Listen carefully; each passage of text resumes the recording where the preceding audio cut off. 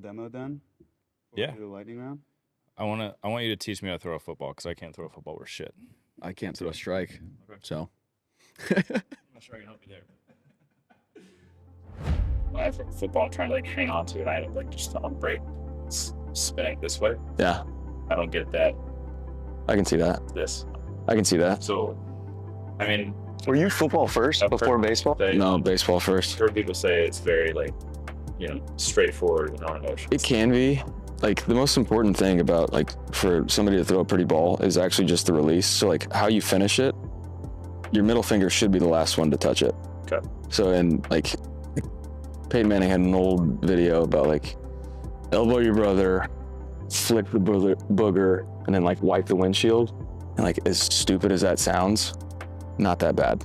Because it's about getting your hip back through, and then when you're coming over the top of it, just making sure that it's almost down, straight to the target. Instead of coming across, you want to finish at it. Yeah. Your momentum's gonna take it all the way. Mine was always late, so I would naturally cut the ball. Yeah. But you're saying your hips, I guess that's why I can't throw football. Yeah, so it's lagging behind. I finish there. Yeah. And it's some guys throw it like that and it works, but to put a little zip on it, you gotta time it out. Kind of spiral. I gotta lay my hand down here and just kind of hit. Discus. I feel like most QBs throw like a catcher though, right? Yeah. Close to the ear. Yeah. Yeah.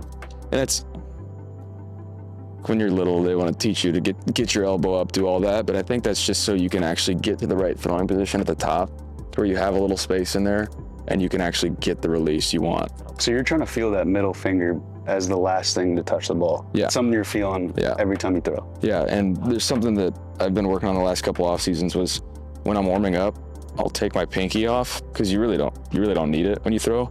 And just to be able to feel that I have the good grip right here, and the last thing I'm feeling is that middle finger. And so it's there's just little things that you can feel as you know, little things, tricks of the trade later on that I enjoy. Do you feel like it's easier to be more accurate as a QB or throwing a baseball?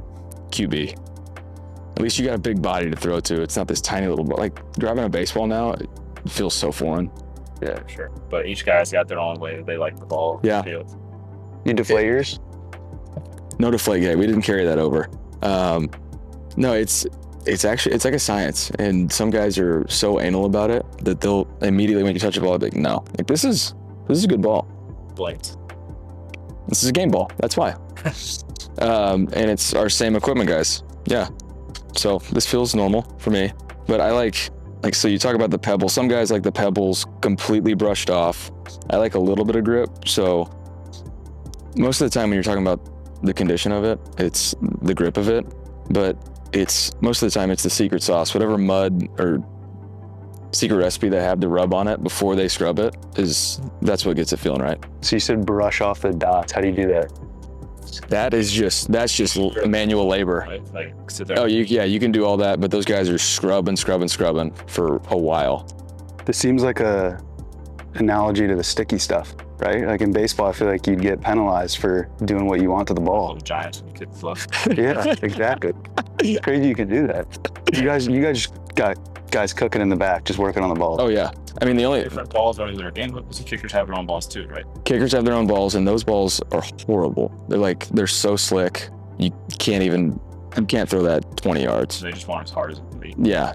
I mean, but the only thing that they have regulated on our balls is obviously you can't have extra mud on it. It's got to be smooth, but then just the PSI. So that's why Deflategate was such a big deal. But how'd that come about? How'd they figure out that was actually happening? If you guys are allowed to do all this stuff to the footballs before the games. Players. They come in, test the PSI and all that. And so what happened was they were taking the air out after they checked them. But then when the ball, say you catch a ball on the opposite team sideline, you hand it to their ball guys, their refs. Then they feel it, and you're like, well, this doesn't feel right. Because you can instantly feel when a ball's too flat. Yeah, so I mean, obviously we know now that happened, but is it as big of a deal as people made it, or no? No. I mean, you talk to a Packers fan, and that's all they say about the Patriots dynasty is that they cheated. They cut some corners, but I mean, anybody could have done the same thing. It's not like they had their own routine with the referees. It's the same process. They go check the footballs, put them out there. they were just taking the risk of like not getting it found out during the game. I feel like a lot is made nowadays about height, hand size, all that stuff, combine. Yeah. I wouldn't say you're maybe the prototypical size for a quarterback. Absolutely not. You're a lot taller than I thought, though. Do you think? Yes. I'm a little guy. Isn't that more difficult for you to create a lane to throw to, whereas like maybe a Trevor Lawrence can throw over the top of an offensive line? It's more so the vision, like going through your reads. Like there's times where it's just a wall of humanity that I can't see through. But that's why, Strictly working off timing then? Timing and just honestly the process of information, being able to recognize the coverage and trusting that, okay, this is the coverage. I know the defender should be over here. I'm going to trust that my guy's going to be here on time. Pre-snap stuff, right? Yeah, exactly. So it's like, and then post-snap, there's a lot of movement nowadays. So it's a lot of trust, I want to catch one of these. You can go over there. I'll try to catch it. Let's do it. Yeah, I'm probably going to get Taking the watch off. There's like a 10% chance I catch this. 10%, I'm not going to rifle it at you. Whew. That's a good spiral right there. It's firm. Firmer than 2-time Cy Young winner. All right, come on, put some juice on it. One more. You try. Give him a zipper, Baker. No, I'll be Give him a nice. zipper. I'll be nice. Got up there. This is what, 60% right now? Let's see. Yeah. All right. I'm going to try to get the middle finger.